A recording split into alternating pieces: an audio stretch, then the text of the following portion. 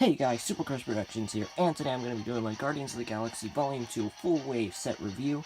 Now, you guys have probably already seen my 3 time-lapse builds from each of these, and I mentioned in there that I was going to be doing a not a time-lapse build, a set review. Sorry guys, I can't think right now apparently, but yeah, I was going to be doing a set review for all these sets, all the minifigures and everything, and then at the end, if you stay tuned, to the end, you'll see a sneak peek of 3 customs that I've been working on. 2 are finished. Nobody really guessed who the other 2 were. I only gave the hint that one of them was Yondu, which was a really obvious hint, and I didn't really feel like re-recording that segment of the video, so I just gave it away. One was Yondu, and there was 2 others, but I mean, if you guys want to pause the video here, or something, or go put your guess of who the other 2 are in the comments below, then feel free to do that to see if you were correct about the other 2. But yeah guys, so let's go ahead and get into this video.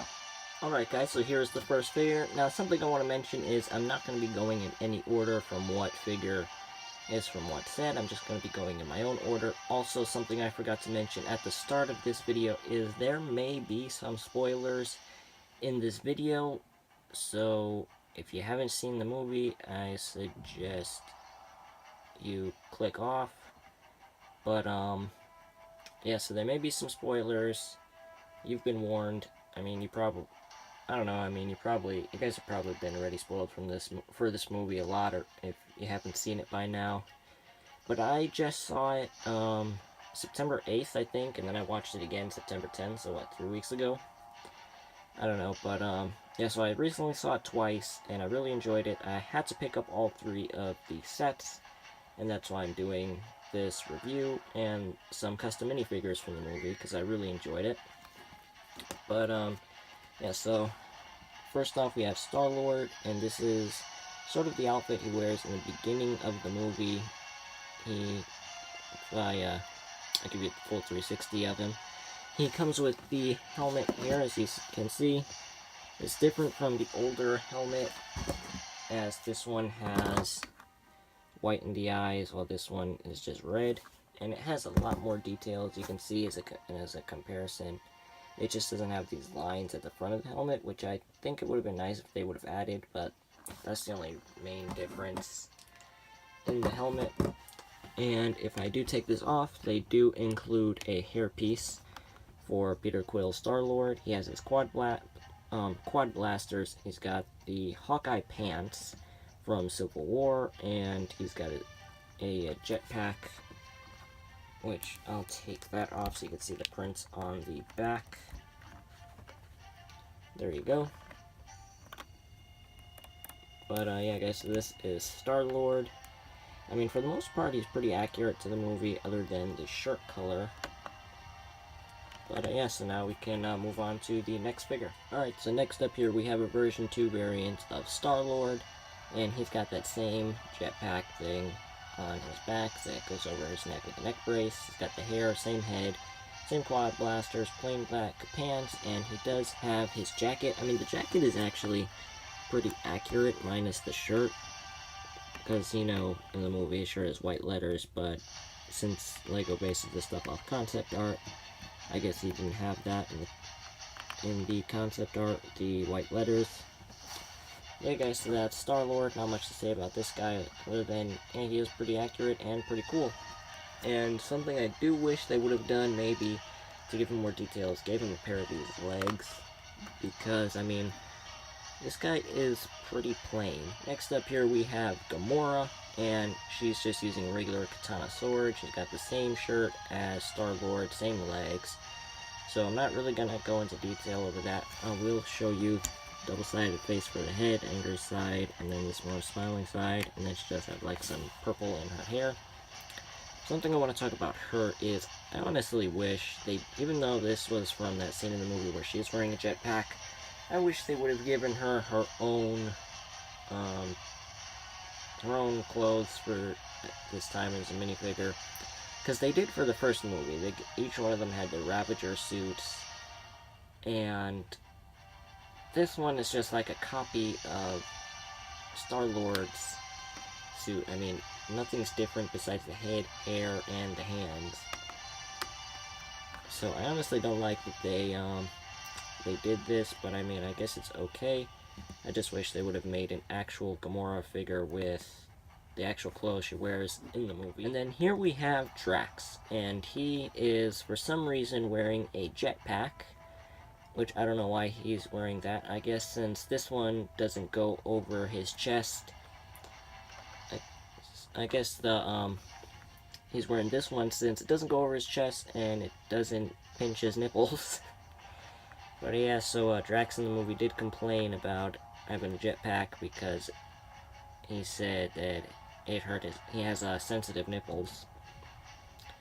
But I guess he's wearing this one since it doesn't cover his chest. But this is Drax. He's got an angry face. I'll remove the jetpack so you can see the back printing.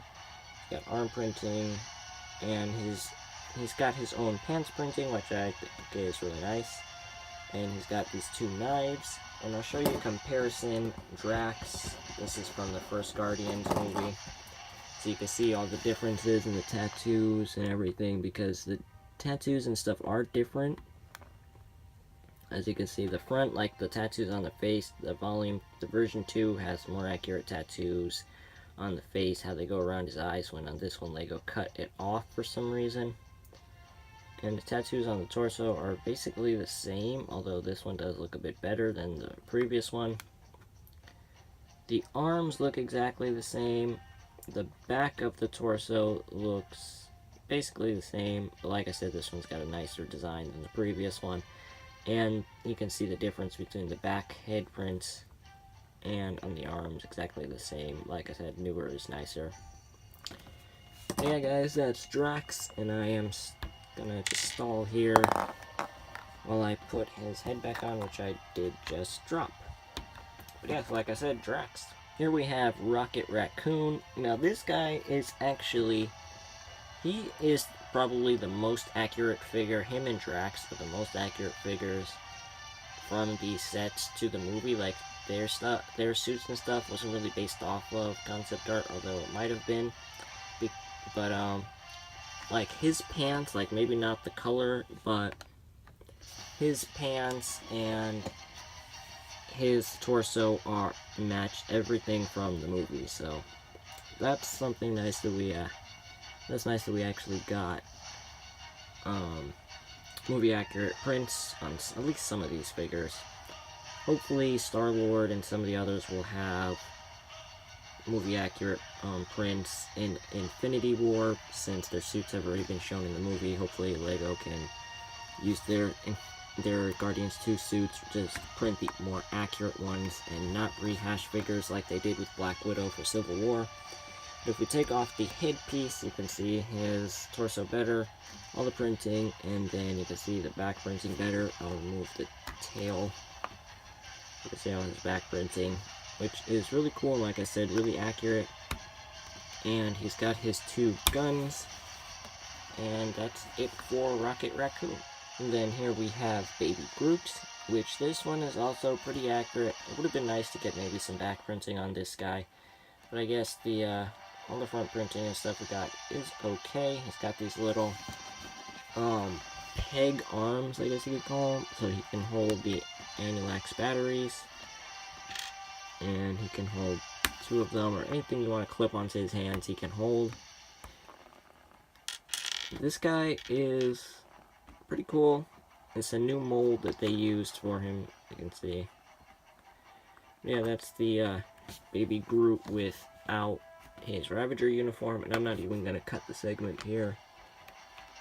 I'll just grab them both and show you this one next, which this one is the exact same Groot, just the red is actually printed, and he's got a new torso. He's got this torso print with the Ravager uniform, and the face, as you can see, is different. Like, he's more of an annoyed face, besides the first one where it's smiley. I mean, you can sort of compare the faces. Let me see.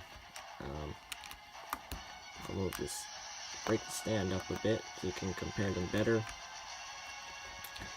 Yeah, these are both the Baby Groots, and yeah, so that's about it for Baby Groot. And next up here we have Nebula.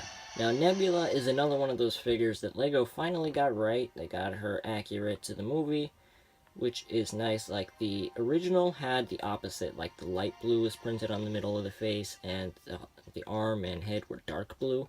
But now they got that the right color with the dark blue, and then the middle of the face and the light blue and everything. And as you can see, she got her angry face, her handcuffs. I don't really need to remove those. You can see her torso print and her silver arm and her back print. Not much to say about this figure, except that it is cool. I wish there was leg printing. And yes, that's Nebula. Now this figure is pretty cool, although I do have some problems with the face. Now the face, I wish there weren't. LEGO didn't add these cheekbones, and then something else with my hair piece. They did kind of, as you can see, get some of that printing on the hair from the antenna. Doesn't really look that good, but oh well, with nothing I can really do about that. Torso print is accurate, back print is accurate. The only problem I have really is the cheekbones on the face. I don't really think it doesn't really make her look like the Mantis from the movie. I'll change the face so you can see what it looks like with the hair. I don't know, maybe that face. I don't know if it's the pupils or the cheekbones, but I don't know. It's just, to me, the face doesn't look that accurate to the movie like everyone else. But yeah, that's Mantis. And here we have the leader of the Ravagers himself. Finally, a Yondu Udanta figure. Would have been cool to get one in the first Guardians movie, but I think it's nice we got one for the second. I really enjoyed this character, and like I said, spoilers for those who haven't seen it. He does die. I was really sad how he died. Like, when I talk about the custom minifigure that I've made of him, I'll talk about stuff from the movie that I thought, but I'm not gonna really get into that here. But yeah, this guy's got he's on another figure, it's pretty accurate, other than the colors. Like, I think the brown leg should have been maybe a dark brown. But, yeah, LEGO used these bright colors, which actually, it doesn't look that bad.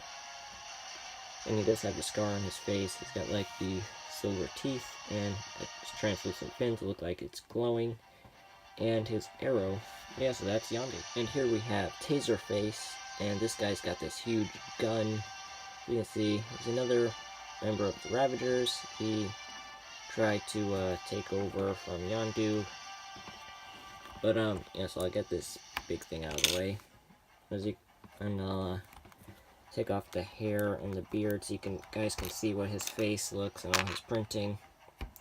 Yeah, that's how he looks like without the beard and the hair, and that's what his legs and stuff look like. And there's his back printing. It's got like some fur back there. But yeah, as you guys can see, I'm trying to spend the least amount of time I can on these figures, because this video is probably already going to be long. As I'm filming this, I don't know how long it is so far. But yes, that's Taserface. And finally, for the last minifigure, we have High Priestess Aisha from well, you guys know this is Guardians of the Galaxy Volume 2. I don't even know what I'm talking about. Now, this figure I have a few problems with as well, like the torso and legs and everything. From what I've seen, they look pretty accurate. It's just the hair and the cheekbones. I really don't like when LEGO prints cheekbones onto the figures. It makes them kind of look a little weird. But for her, I think what LEGO should have used, like, I don't have it on me, but you guys probably know what I'm talking about. There's like a straight hairpiece. Let me see if I can get it here. But yeah, this is like a straight minifigure hairpiece that comes over the shoulders. And that's how that was her hairstyle towards the end of the movie when she wore this. But LEGO apparently decided that they had to give her this curlier one with like this braid in the back, which she did not have in the movie.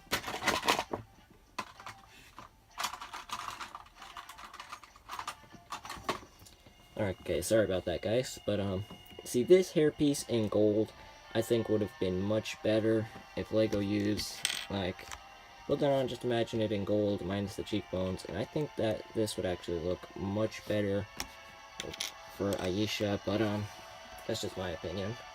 Let me guys know what you think in the comments below. But, yes, you can see her torso print, back prints, angry, other side head prints, and she does have this controller to control this robot thing back here. I think it would have been nice if LEGO actually included, instead of the controller and instead of this little build, even though it gives you the idea that they were on Ego's planet with that little build, I think it would have been nice if they included like the little game console type thing. That's what it looked like, and that's the sounds it made. But that thing that she used to control those, besides this little joystick which she did, remote control, that she did not have in the movie. Yeah guys, so that's Aisha, and now we can move on to the actual sets. Alright guys, so the first thing we'll take a look at here is the Obelisk. Now this thing kind of resembles the Sarlacc pit from Star Wars, but yeah, because the Obelisk in the movie did not come out of the floor. Like, he was actually on top of this. I don't know if this was another type of concept art thing, or this is just something LEGO decided to do, so you can have the feel that you've got the Obelisk. But yeah, he wasn't on top of a base like this. He wasn't coming out of the floor. He was on top of the floor. But yeah, so the play features, you can rotate these tentacles, as you can see here. Each one of these rotates. He's got this little tentacle here that rotates, and this other one over here that's on a ball joint, and you can rotate it around. And then you can see all the stickers, like there, show like he's breaking through the floor there and there. And then he's got stickers on top of his head and the bottom of his head, and those eyes are actually prints, which are really cool. And he can open his mouth, and you could stick a figure in there, like let's say Drax, when he decides to cut the beast from the inside. And it doesn't really close with the figure inside its mouth, but yeah, so that's the Obelisk. Next up here we have the Milano, and this thing is kind of big. It doesn't really fit in my camera frame, but yeah, I am going over these sets like in how they appeared in the movie. So the Obelisk first, and the Milano. As you can see, this Milano is actually really small, smaller than the other one. You can see all the details sort of that it's got. It's got this engine in the back, these posable little engines, move up and down with these wings. It's got all these little movable wings on ball joints, as you can see. And I'm gonna have to focus on like one side at a time, because it doesn't really get all in the camera shot. But these can bend, they're on ball joints, you can move them out, and I just keep them in this position here. But yeah, so you can see these little Technic pins here, and when you press those, it drops 2 bombs, and I didn't really feel like dropping them both, but yeah, so I'll stick those back on the bottom of the Milano. And this thing does have 2 stud shooters up here, and I am not going to shoot them because I don't feel like losing them. But as you can see, these are 2 stickers here, 2 stickers there, Milano sticker. You got this sticker here, and then on the back of these wings, that's a sticker, and then the other side's a sticker, and then those are 2 stickers. And on the inside, you can see there's a print on the cockpit, and that's a sticker. And those 2 consoles are stickers, and you can see there's room for 4 figures. So 4 figures actually do fit. I would show you, but I don't have... Everybody's got their accessories on, I mean, basically right now. But I'll just stick Gamora in there now. And Rocket Raccoon can be in the back. It does close over them nicely, as you can see there. Yeah, so that's about it for the Milano, and we can move on to the next set. Next up we have this tree where the Milano ends up crashing after getting into a battle with a few of these things. And you can see the wing of the Milano. It's one of the wings from back here. And then there's this big tree, which you can stick Rocket on if you wanted to. I mean, he can sort of sit on there, like right there, if you want him to go on the tree like he did in the movie. But not really a spot to stick him. But as you can see, there's this. Apparently, I can't really speak tonight, but or today. But yeah, I am filming this at night. But there's this 6 stud shooter, which you guys also know how that works. Turn the back and these just popped off. These will pop. Sorry guys. Like I said, can't really talk, but I don't know why. Normally I can. But yeah, so that's about it for this tree. Not much to say, other than I may end up swapping this piece out on the real Milano back there, so it looks like it's got a damage, I don't know. But yeah, so that's about it for the tree. And next up here we have this mini Milano, which in the set they show Taserface flying this thing, but in the movie, I think this exact Milano, I think it is, in the movie, was actually flown by Nebula when she's attacking Gamora. I think it was flown by Nebula. I think this is the one that was flown by Nebula in the red color. But yeah, it's a miniature version of the big one, as you can see. It's got stud shooters here, stud shooters at the front, these engines at the bottom. It does have this gun that clips onto the back, and a Ravager symbol, which is really cool. You can see it's got this sticker, or is this a print? I think this might have been a print on the inside. And you can take Taserface or Nebula, since Nebula did fly this ship, I think. Stick Nebula in there. And it does close over her nicely, as you can see in there. Yeah, that's it for the mini Milano. Next up we have Yondu's ship, and this little thing which I'll go over first, which is a piece of the planet Ego. Now how this is supposed to work is it's got this little Technic piece back here, and you press on this pin and that plate bounces off. But yeah, so that's how that works. And now we can go over Yondu's ship, and this thing is pretty cool. It's got these little legs at the bottom that can move like engines. It's got these engines in the back. It's got this nice print and all these stickers here, here, here. Then on the other side, and then there's another print. And this one does have a spring-loaded shooter, which is pretty cool. And then the sides open up. Sorry about that. The sides do open up. As you can see, it's got a red light with a wrench and this fire extinguisher, which LEGO likes to put in every set, but I guess that's okay. Something I do wish they would have done was maybe found a way to get this mechanism, so also there's another red light and an Emulax battery storage, and if you want, so Yondu can fit inside without losing his arrow, as you can stick it in there.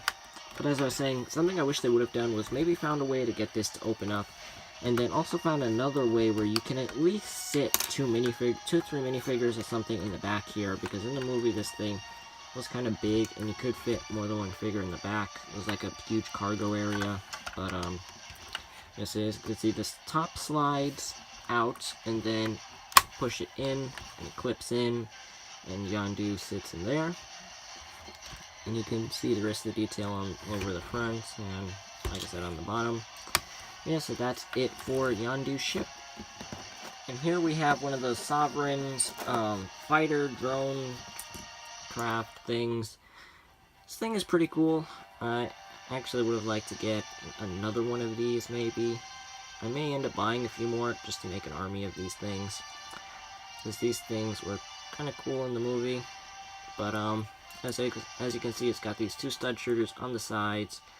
It's got all this side detail that was built, and then on the front with all this gold and the blue screen where you would see one of the Sovereigns, whoever was controlling the drone, you would see their face on here. And then it's got these posable engines on the back, so you can move these out if you wanted to, in. And the stud shooters are posable, as you can see. And then there's these ball-jointed arms in the back, which are also posable. You can move these around a lot. But, yes, that's it for the Sovereign fighter drone, and I'm just getting this back into its possession for Yeah, no reason at all, but, so that's the Sovereign Fighter Drone. Alright guys, so I didn't realize that that was the, and I forgot to take Nebula out of the ship for thumbnail, but, stick her right there. But, I honestly didn't realize that the little Sovereign Fighter Craft was the last set for this review. But, yeah guys, so really hope you guys like this video. If you did, be sure to leave a like down below. Don't forget to comment, share, and subscribe. But, yeah guys, so that's it for these 3 sets. I really enjoyed the movie, and now we can talk about the 3 figures that I made. Now, this is going to be a little sneak peek. The showcase should be up soon. I've just got to finish 1 figure, and that figure that I need to finish is actually, here we have him, Star-Lord. And I already completed a Baby Groot figure, and then you guys have seen, or you heard me talk about Yondu, but Yondu is complete.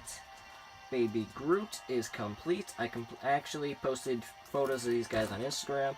I started on Star-Lord first, but then I decided to make Baby Groot, and I finished Baby Groot before Star-Lord, and then I decided to work on Yondu. And I just knocked my lamp over accidentally, but sorry about that. But yeah, so I decided to work on Yondu, and I ended up, and I don't know why this thing is falling. I'm gonna have to hold it or something. But yeah, so I ended up finishing Baby Groot, and then I finished Yondu, as you can see.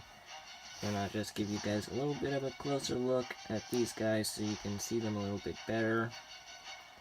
But yeah, so the showcase should be going up soon, and you can see how tiny Baby Groot is. I sculpted him. I did forget to sculpt his neck, so he does not have one. But you can see how tiny he is compared to a figure. He's like as tall as minifigure leg. And I'll bring the actual Baby Groot over here. Because he's on a little base, he's taller than him, but he's actually just as tall as the official Baby Groot.